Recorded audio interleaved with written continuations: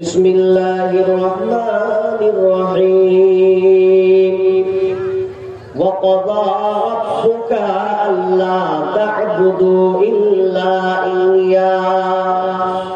এক নম্বর আল্লাহ সুবহানাহু ওয়া তাআলা বলেন, আল্লাহ নিজেই রায় ঘোষণা করছেন, এটা পৃথিবীর কোন বিচারক রায় ঘোষণা নয়। আল্লাহ তাআলা স্বয়ং নিজে রায় ঘোষণা করছেন, আল্লাহ বিচারক হয়েছেন।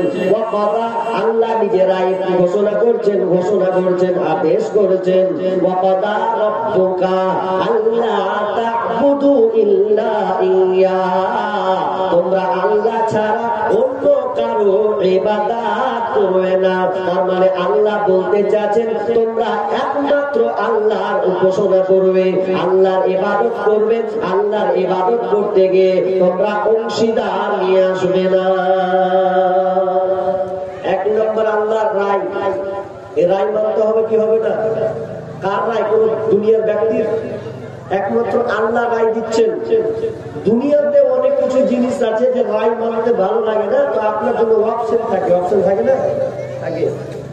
যদি আপনি কোন কেসের আসামি হন, ওই আপনার বিচারটা যদি আপনাকে ভালো না লাগে, তাহলে আপনি বিচারকের কাছে ফয়সালা নেন যে আপনি আমার এই কেসটা সমাধান করে দেন, আমাকে এটা ভালো লাগলো না। যদি আপনাকে ওই বিচারকের রায় মানতে ভালো না লাগে, যদি আপনার স্পষ্ট না হয়, তাহলে আপনি ম্যাজিস্ট্রেট কোর্টের কাছে যেতে পারবেন। ম্যাজিস্ট্রেট কোর্টে আপিল করবেন। আপিল করতে গিয়ে আপনাকে যখন একটা রায় ঘোষণা দেবে, ওটা আপনি রায়টাকে দেখলেন না, আমার এটা ভালো লাগেনি, আমার ইনসাফ চালানো হলো না, এটা আমার রায় ভালো লাগলো না, তাহলে আপনি ম্যাজিস্ট্রেট কোর্ট যদি আপনাকে ভালো না লাগে, তাহলে দুনিয়ার আদালত হচ্ছে আপনি জজ কোর্টের কাছে আপনি যেতে পারবেন। জজ কোর্টের আইনজীবীর পরে আপনাকে ভালো না লাগে, জজ কোর্ট বলবে ঠিক আছে, আমার রায় যদি তোমার ভালো না লাগে, তুমি চলে যাও কোন কোর্টে, হাইকোর্টের কাছে যাও। হাইকোর্ট আপনাকে রায় দেবে। ওই হাইকোর্ট রায় দেওয়ার পর এরপর যদি আপনি বলেন না, হাইকোর্টের আপনার রায় আমি মানলাম না, এটা আমার ভালো হয়নি, তাহলে আপনি ওই হাইকোর্টকে বাদ দিয়ে চলে যাবেন সুপ্রিম কোর্ট। সুপ্রিম কোর্টের কাছে আপনি রায় ঘোষণা করবেন, আপনি আপিল করবেন, আপনাকে ফয়সালা দিয়ে দেবে।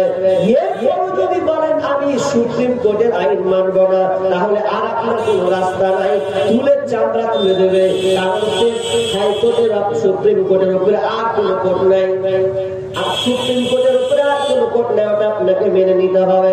এটা তো দুনিয়ার চুপ হলো, কিন্তু আল্লাহর আইন, আল্লাহর আইন, আল্লাহকে আলাইসাল্লাহু বিআহকামিল হাকিমিন, আল্লাহ হচ্ছেন বিচারকের বড় বিচারক, হাকিমের বড় হাকিম।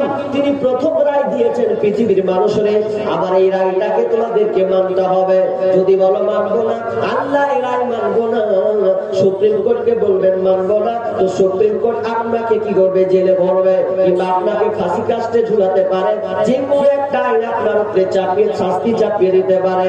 আর যদি আল্লাহ আইন মানতে না ভালো লাগে, তো আল্লাহ নিজেই বলছেন সূরা রহমানের ভিতরে, ইয়া মা'শারাল জিন্নি ওয়াল ইনসি ইন ইসতাতা'তুম আন তানফুযু মিন আকতারিস সামাওয়াতি ওয়াল আরদ ফানফুযু লা তানফুযুনা ইল্লা বিসুলতান। আল্লাহ বলছেন যদি তোমাদের আমার আইন মানতে ভালো না লাগে, মানুষ এই জিন, এ মানুষ এবং জিন তোমরা শোনো, যদি আমার আইন মানতে ভালো না লাগে, তাহলে তোমরা একটা কাজ করো, বেশি কোনো কাজ করতে হবে না। ওরে পৃথিবীর মানুষ, ওরে জিন জাতি শোনো, তোমাদেরকে কোনো কাজ করতে হবে না, একমাত্র তোমাদের কাজ করতে হবে আমার দুনিয়া ছেড়ে তোরা অন্য জায়গা চলে যা, আমার পৃথিবী ছেড়ে দে। তোর যা মন চাই করে বেড়াগা, রাহাজানি করে বেড়া, লম্পটি করে বেড়াগা, ছিনতাই করে বেড়াগা, দুনন্দুরি করে বেড়াগা, বেমারি বেপরদায় চলে ঘুরে বেড়া, আমার আল্লাহ কোনো আপত্তি নাই। তবে শুনে লে, যদি আমার আইন মানতে ভালো না লাগে, তাহলে তোরা আমার পৃথিবী ছেড়ে চলে যা। ইল্লা বিসুলতান, এই পৃথিবী ছেড়ে আপনি কোথায় যাবেন? আল্লাহ বলছেন তোর ক্ষমতা নাই, পৃথিবী ছেড়ে যাবে কথা, মঙ্গল গ্রহে যাবে না, চাঁদের দেশে যাবে না, ভূপৃষ্ঠে আপনাকে না, মাটির নিচে তুই যাবে না, সমুদ্রের তলে যাবে, কোথায় তুই যাবি? ওটা তো আমার রাজত্ব। তাহলে তুই আমার এরিয়া ছেড়ে কোনো জায়গা যেতে পারবে না, তাহলে এক নাম্বার আমার রায় তোকে মানতে বাধ্য। আল্লাহ বলছেন আল্লাহ বলছেন 1 নম্বর কাজ, তুই আমাকে আমার ইবাদত করবি, কিন্তু আমার ইবাদত করতে গিয়ে খবরদার শিরক করবি না। শিরক করা যাবে না। তো শিরক নিয়ে বলতে গেলে অনেক লম্বা হবে, একটা একটা করে বলবো। শিরক করলে আগে বলেছি আপনার জন্য জান্নাত হারাম, বানাওয়াটি নয়। সূরা মাইদা খুললেই পাবেন। আল্লাহ বলছেন কি? আল্লাহ সুবহানাহু ওয়া তাআলা বলছেন ইন্নাহু মান ইউশরিক বিল্লাহি ফাকাদ হারামাল্লাহু আলাইহিল জান্নাহ ওয়া মাওয়াহুন নার ওয়া মা লিয-যালিমিনা মিন আনসার। নিশ্চয় যারা শিরক করেছে, নিশ্চয় যারা আগো ভাই বেশ লাগাতে দিব সামনে এত জায়গা ফাঁকা আছে, আর সামনে বসে কিসে লাগে? হ্যাঁ, মেয়েদেরকে ডাকবো বলতে ওখানে বসলি কি বাবা পুরুষদের এখানে পিছনে বসছে কেন? এদিকে চলে এসে জায়গা আছে, অনেক জায়গা আছে খালা, দেখ সামনে পিছন দিকে বসবে না, এদিকে এদিকে মাদিকে ফাঁকা পড়ে আছে, পাশ দিয়ে কেটে কেটে চলে আসেন। দেখেন এখানে ফাঁকা আছে, এত সুন্দর জায়গা, ছেড়ে এদিকে ফাঁকা জায়গা আছে, এদিকে চলে এসে, এদিকে চলে এসো, ছাড়ো এদিকে ছাড়ো। আল্লাহু আকবার। আগে আগে খেলা, তুমি যাও। আরে আগে বললে তো আরো ফায়দা নেবে, মানে ওখানে বুঝলাম বুঝলাম পতাকা দিয়ে যাও, ভালো দিয়ে যাও, ওখানে যাতো, ওখানে যাতো, মেয়েদের একটু ব্যবস্থা করবে, নিয়ে যান, মেয়ে নিয়ে মানুষ তো জান একটু মরণ করে নিয়ে যাবে। কি বললাম? যে শিরক করলে আল্লাহ তাআলা বলছেন তাদের জন্য জান্নাত হারাম, ওয়া মা'ওয়াহুন নার, এবং তাদের জন্য হচ্ছে জাহান্নাম অবধারিত, ওয়া মা লিয-যালিমিনা মিন আনসার, এবং তাদের জন্য কোন সাহায্যকারী, ওই জালিমদের জন্য কোন সাহায্যকারী থাকবে না। শিরক কত ভয়াবহ পাপ, কত কঠিন একটা পাপ। আপনাকে আমি সাধারণ এক্সাম্পল উদাহরণ দিলে আপনি সহজে বুঝে নেবেন শিরক কত বড় গুনাহ, কত বড় কবিরা গুনাহ, শিরক কত ভয়াবহ গুনাহ। আপনি বিয়ে করেছেন একটাকে বিয়ে স্বামী স্ত্রী মিলন করলে ওটাকে বলা হয় জিমা, মানে মিলন। আর যদি আপনি কোনো অপরিচিত মেয়ের সঙ্গে যদি আপনি মিশে যান, তাহলে ওটা আপনার জিমা হবে না, জেনা হবে। জেনা জেমা, কিন্তু আপনি জেমা আলাদা, জেনা আলাদা। স্বামী স্ত্রীর সঙ্গে যাবে জেমা। আর যদি আপনি অপরিচিত কোনো মেয়ের সঙ্গে সম্পর্ক কায়েম করেন, তাহলে ওটা হবে জেনা। কিন্তু মিলন মিলন, একটা হালাল একটা হারাম, একটা হালাল একটা হারাম, একটা হালাল একটা হারাম। কেমন হালাল হারাম? আপনি নিজেই তো বুদ্ধিমান, নিজে একটু ব্রেন খাটা। আপনি বিদেশে আছেন, এখন বিদেশে থাকতে গিয়ে আপনার বিবির সঙ্গে আপনার এতটা গভীর সম্পর্ক আছে, আপনি আপনার বিবির জন্য এত পরিশ্রম আপনি করেন, মাসের মাস আপনি টাকা পাঠান। বিবি ফোন করলে, স্বামী আমার আপনারা কি প্রস্তুত হয়ে যেতে পারেন না? তোমাদের হায়ার সালাম আছে, এদিকে জায়গা আছে, এদিকে বসছো, তো আগে থেকে চলেছ, বলার পরে কথা শোনা না।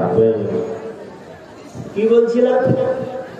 আপনি নতুন বিয়ে করেছেন, বা আপনার বিয়ে করা 2-3 মাস হলো কিংবা 1 বছর হলো। আচ্ছা, নতুন বিয়ে করলে বিবির উপরে বেশি মহব্বত চাপ বাড়ে কি বাড়ে না? বাড়ে। মানে ঘন ঘন খালি ফোন যাবে, বিবিরে কেমন আছিস, কি করছিস, কি খালি, কত মধুর মধুর কথা হবে। এখন ওই বিবি নতুন মুহূর্তে যা চাইবেন তাই আপনি দিবেন, দিবেন না? নতুন বিয়ে করলে কোন বিবি যদি স্বামীর কাছে দাবি করে, তা আপনি যেই চাইবে সেই দিতে প্রস্তুত। কারণ বেছে বেছে একটা বিবি আপনি খুঁজে নিয়ে এসেছেন, 4টি বাবা, দেখতে যে এত হ্যান্ডসাম, এত সুন্দরী, না চাইলে কি আর হয়? আর না দিলে কি হয়? আপনার বিবি আপনার কাছে চাইছে, মাঝে মধ্যে যে কোনো জিনিস চাই, একদিন ফোন করতে বলছেন, হ্যালো স্বামী আমার, আপনি আমাকে খুবই ভালোবাসেন, আমি আপনাকে খুব ভালোবাসি, কিন্তু কষ্ট লাগে বলতে, দুঃখ লাগে বলতে। তখন স্বামী বলে, বিবি রে, কোনো দুঃখ নাই, কোনো কষ্ট নাই, নির্দ্বিধায় নিশ্চিন্তে তুমি আমাকে বলতে পারো কি সমস্যা হয়েছে তোমার। তখন বলবে, প্রাণেশ্বরী, আজকে দেখলাম হঠাৎ করে আমার হাতের বালাটা আমি খুঁজে পেলাম না, অনেক তন্ন তন্ন করে খুঁজলাম পেলাম না। এখন স্বামী এক স্থানে বলছে, ওরে খেপি, হাতের বালা হারালো তো কি হলো, কি হয়েছে তাতে? আমি তো হয়েছি, আমি তো তোমার, তুমি তো আমার। তোমার হাতের বালা হারালে সমস্যা বাধায়, বাড়ি আসবো আবার স্বর্ণকারের দোকান যাবো, গিয়ে আবার তোমাকে আমি চুরে হাতের বালার মান বানিয়ে দেব, কিনে দেব।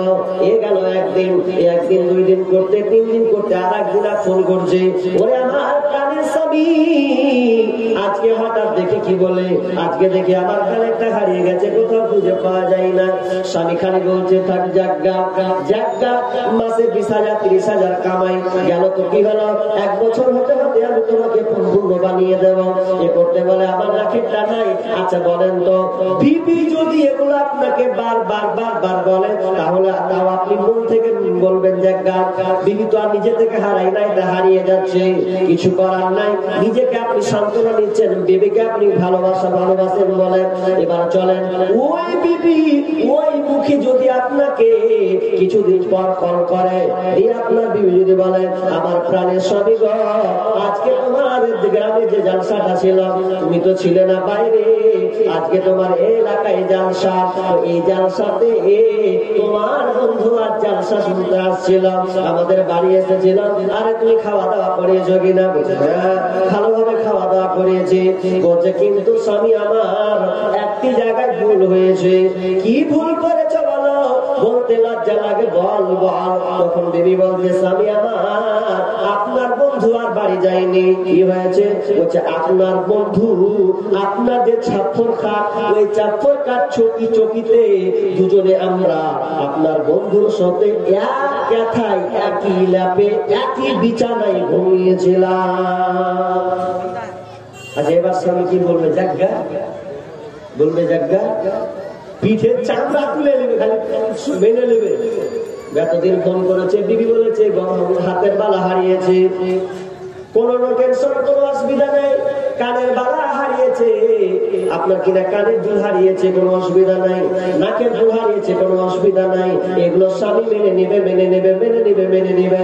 কিন্তু যদি আপনি বলেন স্বামীর জায়গাটা যদি অন্য কাউকে দেওয়া হয়, তাহলে কোন স্বামী এটা মেনে নিবে না। আর বলবে না পেয়ারা বিবি, আর বলবে না আমার প্রাণের বিবি, এগুলো আর বলবে না। বরং বলবে, বাড়ি আসবো তোকে তালাক দিব, তারপর কোন কথা। যতই সুন্দরী হোক, যতই সুন্দরী হোক, তার লিবে তালাক। আমার জায়গা বাদ দিয়ে তুই অন্য জায়গায় অন্য কাউকে দিবি, মানে এটা কোনোদিন মেনে নিবে না। ঠিক তেমনি আল্লাহ সুবহানাহু ওয়া তাআলা 1 নম্বর বলেছেন, আমার ইবাদত করতে গিয়ে তোমরা অন্য কারো ইবাদত করবে না, অন্য কাউকে অংশীদার স্থাপন করবে না, কারণ তোমরা ইবাদত তোমরা করবে না। আমি রব একমাত্র অধিকার রাখি, ইলাহা রব হয়ে হয়ে আমি অধিকার রাখি, তোমরা কেবল আমারই ইবাদত করবে, চলবে না। শিরক কত খাতারনাক জিনিস গো! এই বিন্দু পরিমাণ যদি আপনি শিরক করেন, তো ওটাই খাতারনাক হবে, জানেন? খুবই খাতারনাক। শিরক কত খাতারনাক! শিরক না করলে আপনি কেমন ফায়দা আসবেন? কত অনেক ফায়দা আছে। আল্লাহ রাসূল মুআজকে বলছেন, ইয়া মুআজ আতাদরি মা হাক্কুল্লাহি আলাল ইবাদ, হে মুআজ তুমি কি জানো বান্দার উপরে আল্লাহর অধিকার কি? বান্দার কাছে আল্লাহ কি পাবে? ও মুআজ তুমি কি জানো? মুআজ বলছেন, আল্লাহু ওয়া রাসূলুহু আ'লাম, আল্লাহ তার রাসূলই ভালো জানেন।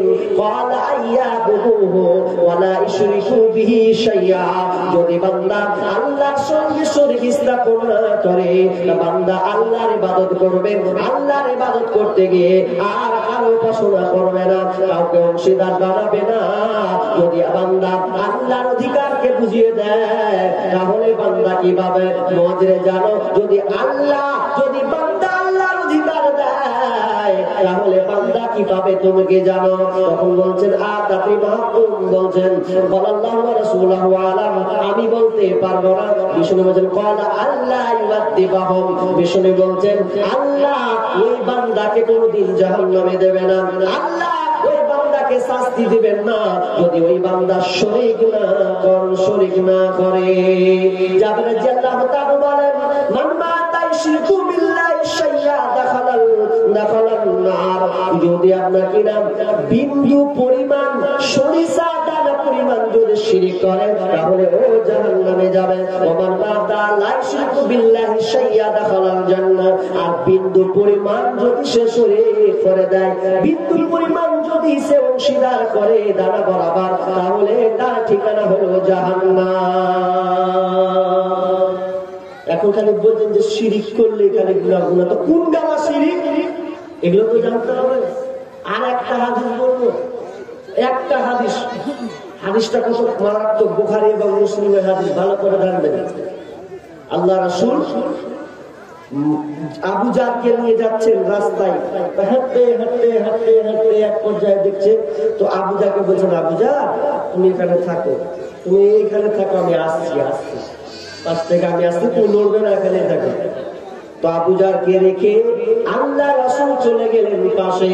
তো যেতে যেতে এক পর্যায়ে তিনি একজনের সাথে কথোপকথন করছেন। আবু জাহল কিন্তু শুনতে পাচ্ছে আল্লাহ রাসূল কোন ব্যক্তির সঙ্গে কথা বলছে, কথোপকথন আওয়াজ শুনতে পাচ্ছেন। আর একটা কথা বলতে বলতে বলতে তিনি বারবার আসছেন। কি কথা বলছেন? লোকটা যদি চুরিও করে, লোকটা যদি ব্যভিচার করে, লোকটা যদি চুরি করে, লোকটা যদি ব্যভিচার করে। এবার আবু জাহল বলছেন, ইয়া রাসূলুল্লাহ আপনি কার সঙ্গে কথা বলছেন যে আপনি এভাবে বলছেন? লোকটা যদি চুরিও করে, লোকটা যদি ব্যভিচার করে, লোকটা যদি চুরিও করে, লোকটা যদি ব্যভিচার করে। আল্লাহ রাসূল 3 বার জিবরিল আমিনকে বলেছিলেন, হে জিবরিল আল্লাহ যে জান্নাতে দিবে যদি কোনো বান্দা শরীক না করে, যদি শিরক না করে মারা যায়, আল্লাহকে ইবাদত করেছে, তার শিরক কোনো মতেই নাই, তো আল্লাহ তাআলা তাকে জান্নাতে দিয়ে দেবে, তাকে জান্নাতে দিয়ে দেবে। কিন্তু আমি থামতে পারলাম না, আমি আল্লাহ রাসূল জিবরিলকে জিজ্ঞাসা করলাম, আরে বুঝলাম আল্লাহ তো তাকে জান্নাতে দিবে, কিন্তু লোকটার মাঝে যদি চুরি থাকে, লোকটার মাঝে যদি জেনা থাকে, তাও কি জান্নাতে যাবে? জিবরিল সঙ্গে সঙ্গে বলছেন, হ্যাঁ লোকটা জান্নাতে যাবে। একটু ক্ষান্ত হন, যারা চুরি করে মনে মনে করছেন তার মানে একটা ভালো মৌকা পেয়ে যাবে। এখানে ক্লিয়ার হয়নি হাদিস, ক্লিয়ার করলে তারপর আল্লাহ রাসূল কেন এই কথাটা বললেন যে চুরি করলেও আমি জান্নাতে, ওই লোকটা জান্নাতে চলে যাবে, ব্যভিচার করলেও লোকটা জান্নাতে চলে যাবে। এ তো খাতার বিষয়। কেমন হলো? কত খাতার বিষয় জানেন? আল্লাহ রাসূল ব্যভিচারের কথাটা জিবরিলকে তুলে ধরেছেন। তো জিবরিল যে ব্যভিচারের কথাটা জিবরিলকে তুলে ধরলেন, কারণ আমরা জানি, শুনেন বুখারী মুসলিমের হাদিস, কেউ যদি জেনা ব্যভিচার করার পর যদি ধরা পড়ে, বিয়ে করেছে আর বিয়ে করার পর যদি কেউ ধরা পড়ে যে একটা ছেলে একটা মেয়েকে ধর্ষণ করেছে বা তার সঙ্গে লিপ্ত হয়েছে, কিন্তু ছেলেটা বিবাহিত, হুকাম আকাম করে দিয়েছে, এখন যদি ধরা পড়ে শরীয়ত বলছে যে ওই ছেলেটাকে কোমর পর্যন্ত পুঁতে দাও, আর পুঁতে দিয়ে তাকে পাথর নিক্ষেপ করো, মারো, বাঁচার অধিকার নেই। পৃথিবীতে ভয়াবহ 3টি পাপ আছে, যেই পাপ করলে তার বাঁচার পথ নেই। তবে 2 ক্ষেত্রে তার বাঁচার পথ আছে, একটা ছাড়া। কেমন শুনলেন? যদি কেউ মুরতাদ হয়ে যায়, যদি কেউ বলে আমি ইসলামকে মানলাম না, আমি ইসলামকে মানি না, আমি ইসলামকে অস্বীকার করলাম, আমি অন্য ধর্মকে আমি গ্রহণ করে নিলাম, বা অন্য ধর্মকে আমি ভালোবাসি, যদি এইরকম কেউ কথা বলে, তাহলে শরীয়তের কথা হলো ওই লোকটাকে হত্যা করতে হবে, কারণ সে মুরতাদ হয়ে গেছে, ওর কোনো মতে বাঁচার পথ নাই। কিন্তু এখানে তার অপশন আছে, লোকটাকে হত্যা করে মারতে হবে। এখন ওই লোকটা বলে আমার ভুল হয়েছে, আমি ধর্ম ছাড়বো না, আমি বুঝতে পারিনি, এটা আমার নিজের ভুল হয়েছে, তাহলে ওই লোকটাকে আর মারতে হবে না, ও ক্ষমা পেয়ে যাবে, ওকে আর কাতাল করতে হবে না,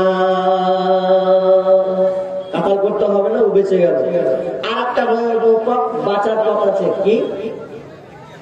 যদি সে একটা লোককে কাতাল করে হত্যা করে দেয়, পৃথিবীতে কাবিরা গুনাহ আল্লাহ রাসূল 4টা এক হাদিসে বলেছেন, ওয়াল কাতলুন নাফস, যদি কেউ কোন আত্মাকে কোন মানুষকে যদি কাতাল করে দেয় এটা সবচাইতে বড় কাবিরা গুনাহ।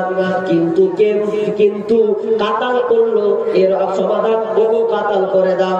যেমন মনে করলেন আমি যদি অন্য কাউকে মারি মার্ডার করে দেই তাহলে শরীয়ত বলছে ওকে মার্ডার করে দাও। সমাধান যত বড় নেতা হোক, এমপি মন্ত্রী হোক, যত বড় পয়সাওয়ালা হোক না কেন, কোটিপতি হোক না কেন, ও যদি কাউকে নিরীহভাবে হত্যা করে দেয় তাহলে তাকে হত্যা করতে হবে। কিন্তু এখানে তার বাচ্চার একটা অপশন আছে, যদি সেই বাড়ির লোক যদি বলেন আব্বু যদি বলেন ভাই ও আমার মা ও আমার চাচা ভুল হয়ে গেছে, আমার ছেলে আপনার ছেলেকে হত্যা করে দিয়েছে, বড় ভুল হয়ে গেছে, এর জন্য আমি আপনাকে কিছু টাকা দেব, কিছু হাদিয়া আপনাকে দেব, আপনি আমাদেরকে ক্ষমা করে দেন, আমার ছেলেকে আপনি ক্ষমা করে দেন। যদি তার আব্বা মা কিংবা তার আপনি যদি ক্ষমা করে দেন তাহলে লোকটা কিন্তু বেঁচে যাবে।